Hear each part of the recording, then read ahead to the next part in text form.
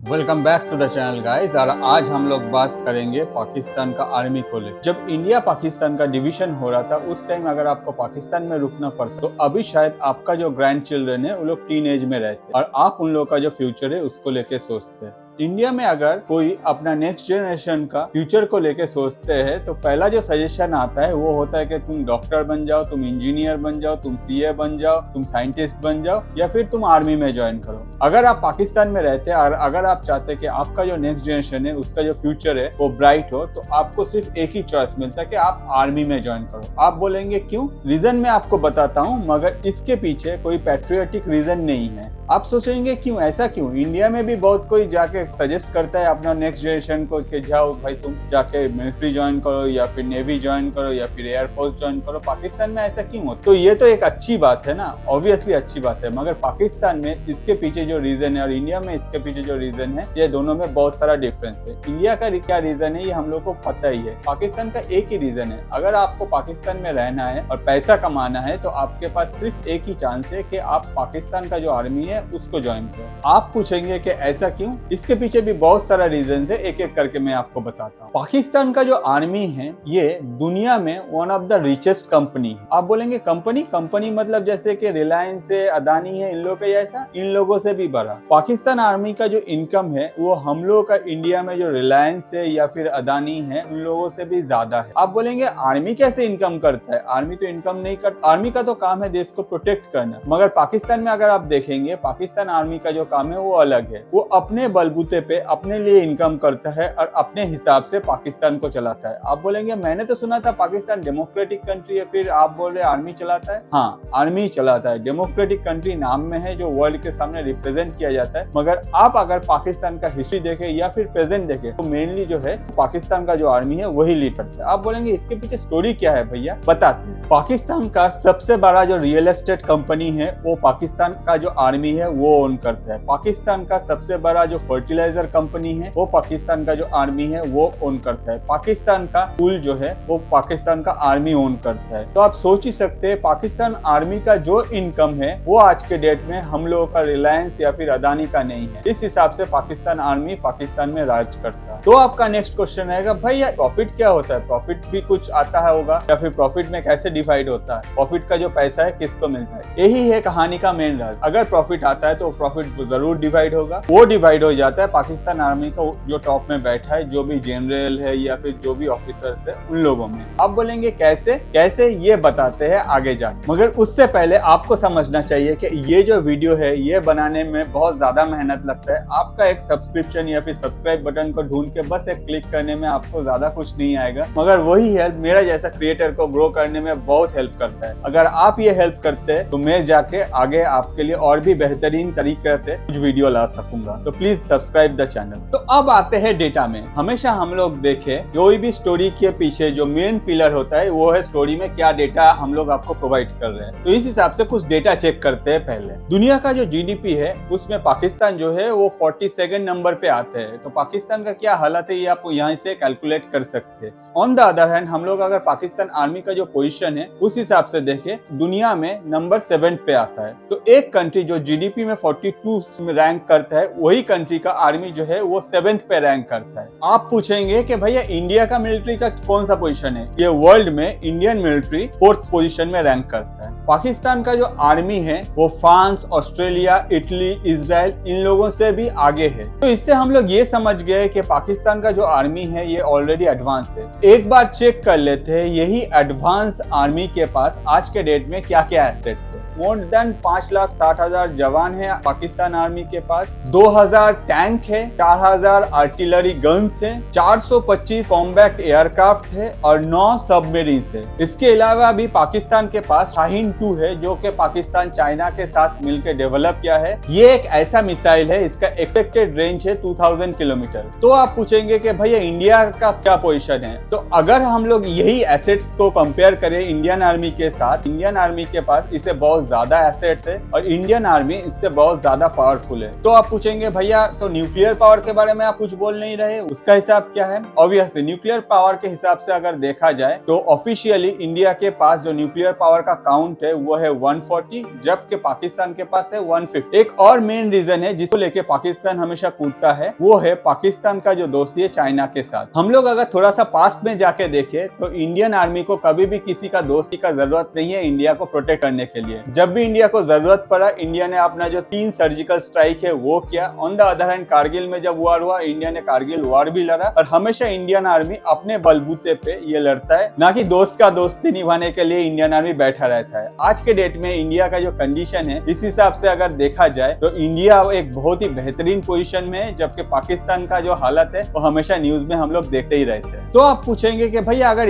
पाकिस्तान का हालत इतना ही खराब है तो पाकिस्तान आर्मी इतना ग्रो कैसे किया? पाकिस्तान का जो टोटल जीडीपी है इसका 20% जो है ये पाकिस्तान आर्मी को दिया जाता है और पाकिस्तान आर्मी जो है ये पैसा अपने हिसाब से खर्चा करता है। अपने हिसाब से मतलब पाकिस्तान आर्मी ये पैसा अपना ग्रोथ के लिए खर्चा करता है, क्योंकि उसको हमेशा डर रहता है कि शायद कोई कभी भी मुझे अटैक कर सकता है। ये जो डर है ये पाकिस्तान को सताता है हमेशा, और इसके लिए Pakistan army instead of spending the money in education sector, in health sector, in their infrastructure growth, हमेशा आर्मी के पीछे खर्चा करता है और आर्मी का जो ये ग्रोथ है उससे हुआ है। तो आप पूछेंगे कि भैया कैसा कंट्री है, 75 इयर्स तक ये सिर्फ बैठा है कि भाई मुझे इंडिया से लड़ना है और इस हिसाब से ये अपना कंट्री को पूरा बर्बाद कर दिया। तो पाकिस्तान ये सोच के बैठा है कि कब जाके इंडिया मुझे अटैक कर देगा, इसलिए मुझे रेडी रहना है। ऑन द अदर हैंड अगर हम लोग पास्ट हिस्ट्री में देखें, इंडिया कभी भी पाकिस्तान को अटैक नहीं किया अंटिल दे पोक्ड अस। अगर उन लोगों ने कुछ परेशान किया हम लोग को तभी जाके इंडिया पाकिस्तान में अटैक किया, अदरवाइज इंडिया कभी ऐसा कुछ स्टेप नहीं लिया। On the other hand country सिर्फ ये सोच के अपना आर्मी का डेवलपमेंट किया जा रहा है कि भाई मुझे कभी भी कोई परेशान कर सकता है, मुझे लड़ने जाना है, और टोटल जो मनी है सिर्फ आर्मी में स्पेंड हो रहा है। आगे जाके कंट्री का जो इकोनॉमी है इतना खराब हो गया, आज के डेट में भी IMF ने पाकिस्तान को आगे जाके लोन देना बंद कर दिया। अगर पाकिस्तान चाहता तो पाकिस्तान ये जो मनी है अपना ग्रोथ के लिए, अपना हेल्थ सेक्टर, अपना एजुकेशन सेक्टर या फिर अपना इंफ्रास्ट्रक्चर ग्रो कर सकता था, जिसमें कंट्री का जो है डेवलपमेंट होता। अगर कंट्री का डेवलपमेंट होता तो मल्टीनेशनल्स जो भी कंपनी है वो पाकिस्तान में एंटर करता, पाकिस्तान में जाके वो लोग बिजनेस करता और उसी बिजनेस से बहुत सारा जॉब क्रिएट होता जो पाकिस्तान का इकोनॉमी को सपोर्ट करता, ना कि आज के डेट में पाकिस्तान को हर जगह कंट्रोलर लेकर घूमना पड़ता। पाकिस्तान गवर्नमेंट ने इस चीज में कभी भी ध्यान नहीं दिया। पाकिस्तान का एक ही मोटो है कि भाई जितना पैसा जहां से मिल रहा है उसको आर्मी के पीछे डालो, क्योंकि हम लोग को हमेशा इंडिया से ही लड़ना है। तो आप पूछेंगे कि भैया आपने बोला कि पाकिस्तान का जो आर्मी है ये ऑलरेडी अपना जो बिजनेस है पाकिस्तान में चला जा रहा है, जो कि काफी प्रॉस्पर है, उससे बहुत अच्छा अर्न कर रहा है, फिर जाके पाकिस्तान गवर्नमेंट को क्यों पैसा देना पड़ रहा है पाकिस्तान आर्मी को? ऑन द अदर हैंड अगर पाकिस्तान का आर्मी इतना अच्छा रन कर रहा है उसको गवर्नमेंट को टैक्स देना चाहिए या फिर हेल्प करना चाहिए, इस हिसाब से ग्रो करना चाहिए पाकिस्तान का इकोनॉमी। मगर ऐसा क्यों नहीं होता? ये जो बात पूछे इसमें एक बहुत बड़ा स्टोरी है। ये स्टोरी दिखाता है पाकिस्तान का अभी जो प्रेजेंट कंडीशन है उसमें एग्जैक्ट क्या हालत। दुनिया के सामने दिखाने के लिए पाकिस्तान एक डेमोक्रेटिक कंट्री है,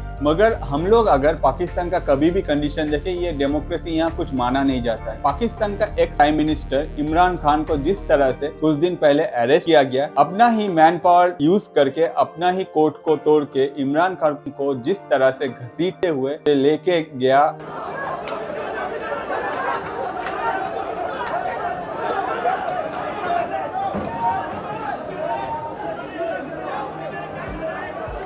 पाकिस्तान का आर्मी, उसमें यही पता चलता है कि पाकिस्तान में डेमोक्रेसी बोल के कुछ नहीं है, कोई लॉ एंड ऑर्डर नहीं है। पाकिस्तान आर्मी जब चाहे, जैसा चाहे, जिसके साथ जो चाहे वो कर सकता है। तो आप पूछेंगे कि ऐसा क्यों? अगर हम लोग थोड़ा सा पास्ट में जाके देखें, पाकिस्तान को जब इंडिपेंडेंस मिला तब से आज तक लगभग 75 साल हो गया, और यही 75 साल में 32 इयर्स तक पाकिस्तान का जो आर्मी है वो पाकिस्तान में रूल किया है। हमेशा पाकिस्तान को वो अपने कंट्रोल में रखा है और अपने हिसाब से पाकिस्तान को चलाते गया है। पाकिस्तान का अगर हिस्ट्री देखे तो हम लोग को पता चलता है जनरल आयूब खान, जनरल जियाउल हक, ये लोग ऐसे जनरल थे जो गवर्नमेंट गिरा के जो पावर है उसके वो अपने हाथ पे ले लिया, और इसका रिजल्ट है 75 इयर्स बीत गया, अभी तक पाकिस्तान में कोई भी PM अपना जो टेन्योर है 5 साल का वो कंप्लीट नहीं कर पाया। तो अब बात करते हैं कि ये पाकिस्तान का जो आर्मी है ये कैसे अपना बिजनेस को रन करता है। फौजी फाउंडेशन बोल के एक कॉन्ग्लोमेरेट है पाकिस्तान में, जो पाकिस्तान में हर तरह का बिजनेस चलाता है और ये जो है ये पाकिस्तान आर्मी से कंट्रोल होता है। आप बोलेंगे कि कॉन्ग्लोमेरेट ये क्या है भैया? ये एक ऐसा कंपनी है जिसके अंदर बहुत सारा कंपनीज है। जैसे हम लोग अगर इंडिया में देखें, टाटा के पास हर तरह का कंपनी है। टाटा अपना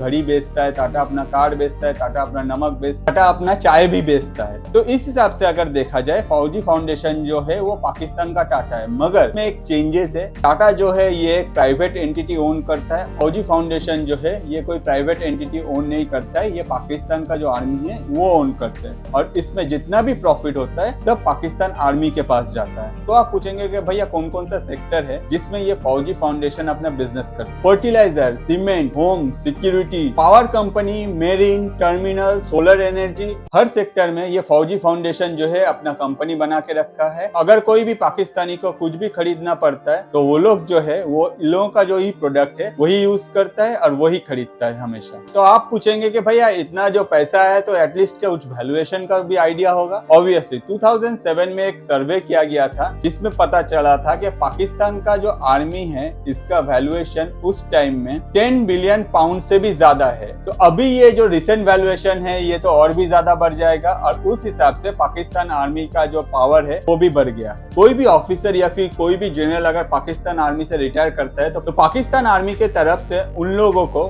ढेर सारा लैंड दिया जाता है। साथ ही साथ जो भी रिटायर करता है वो एग्जैक्टली करोड़पति या फिर अरबपति बन के रिटायर करता है पाकिस्तान आर्मी से। इसीलिए मैंने स्टोरी का पहले कहा था कि अगर आप पाकिस्तान में रहते तो आपका नेक्स्ट जनरेशन का फ्यूचर को अगर आप सिक्योर करना चाहते हैं तो आप उनको बोलिए कि आर्मी ज्वाइन करने के लिए। तो एटलीस्ट रिटायरमेंट के बाद इतना पैसा रहेगा कि जिंदगी जो है वो दूसरा कोई कंट्री में जाके आराम से सुकून से काट सकेगा। तो ये जो पूरा स्टोरी है ये सुनने के बाद आपके दिमाग में आएगा कि पाकिस्तान आर्मी ऐसा क्यों कर रहा है? पाकिस्तान आर्मी को एटलीस्ट चाहिए था कि कंट्री का ग्रोथ में ध्यान देने के लिए, या फिर पाकिस्तान आर्मी को खुद अपना ग्रोथ के अलावा अपना अगर कंट्री का इकोनॉमी का ग्रोथ करता तो शायद आज पाकिस्तान दूसरा जगह में रहता, ऑब्वियसली रहता, मगर ऐसा किया गया नहीं है। इसके पीछे एक ही रीजन है, मनी और पावर। पाकिस्तान आर्मी हमेशा अपना जो पैसा है उसको कैसे बढ़ाया जाए और साथ ही साथ अपना जो पावर है वो कैसे बढ़ाया जाए इसमें ध्यान दिया। ऑन द अदर हैंड जैसे गवर्नमेंट में अगर कोई आता है तो वो जाके शायद कोई डिसीजन ले जो पाकिस्तान आर्मी को पसंद नहीं हो, तो इस हिसाब से पाकिस्तान आर्मी अपना पावर यूज करके कोई भी पीएम को 5 साल तक जाने ही नहीं देता है, क्योंकि पाकिस्तान आर्मी का जब भी ये जो प्रोसेस है ये पता चल जाता है पीएम का, और पीएम जब इंडिपेंडेंटली अपना डिसीजन लेना शुरू करता है तब पाकिस्तान आर्मी उसे हटा देता है। इस हिसाब से अगर देखा जाए पाकिस्तान आर्मी को कभी भी पाकिस्तान में कोई पीएम का जरूरत ही नहीं पड़ता। पाकिस्तान आर्मी का मोटो है कि भाई मुझे एक पपेट चाहिए, जो हम लोग जो बोलेंगे वही काम करेगा,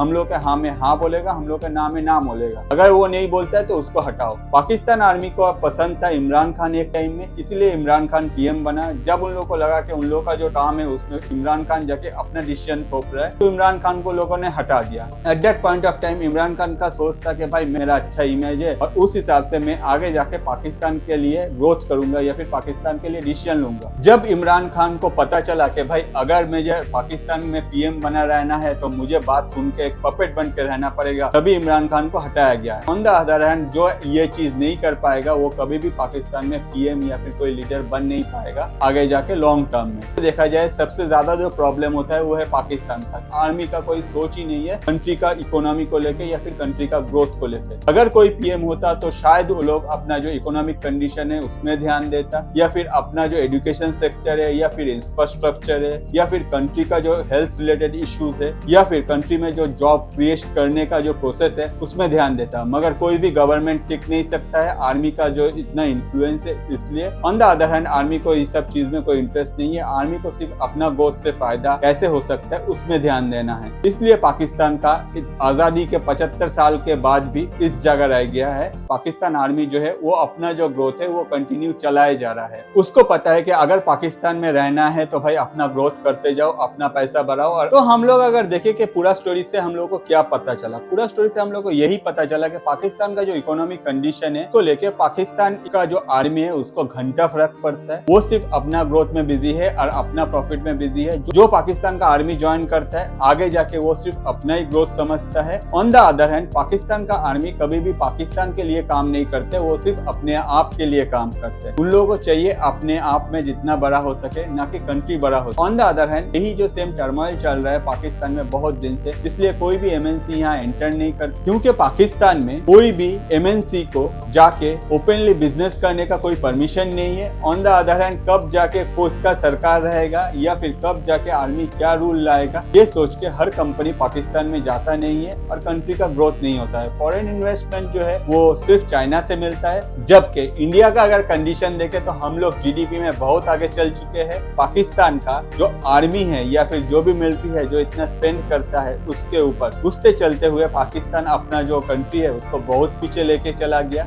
आज पाकिस्तान को अपना जितना भी लोन लिया है उसका ईएमआई देने के लिए भी फिर से लोन लेना पड़ता है, जबकि आईएमएफ ने पाकिस्तान को डायरेक्ट बोल दिया कि भाई हम लोग आगे जाकर तुमको कोई लोन नहीं दे पाएंगे। चाइना कब थोड़ा सा पैसा देगा उस हिसाब से पाकिस्तान बैठा है और उसको लेके पाकिस्तान अपना जो प्लानिंग है फ्यूचर का वो कर रहा है। तो इस हिसाब से देखा जाए हम लोग इस स्टोरी से क्या सीखे, इस स्टोरी से यही सीखे कि भाई अगर आपको खुद का तरक्की करना है तो खुद का स्ट्रेटेजी प्लान करो। जिस सेक्टर में आप पीछे है उस सेक्टर को ग्रोथ करो, ना कि जो सेक्टर आपका बहुत एडवांस है उसको और भी आगे लेके जाओ। ठीक है, आप अपना एडवांस सेक्टर में स्पेंड करो, मगर जो सेक्टर में आपको ज्यादा जरूरत है अपना प्रायोरिटी लिस्ट उस हिसाब से डिजाइन करो और उस हिसाब से कंट्री का ग्रोथ करो। अगर आपको ये वीडियो देख के आपको लगा कि आपका नॉलेज भी थोड़ा सा ग्रो हुआ है तो प्लीज एक सब्सक्राइब तो जरूर कीजिए। साथ ही साथ अगर आपको लगता है कि ये वीडियो आपके दोस्तों के साथ शेयर करने में आपको अच्छा लगेगा तो प्लीज कर दीजिए, लाइक कीजिए, कमेंट कीजिए, जो भी आपका रिएक्शन है वो ऑलवेज वेलकम है। आज के लिए इतना ही, थैंक यू।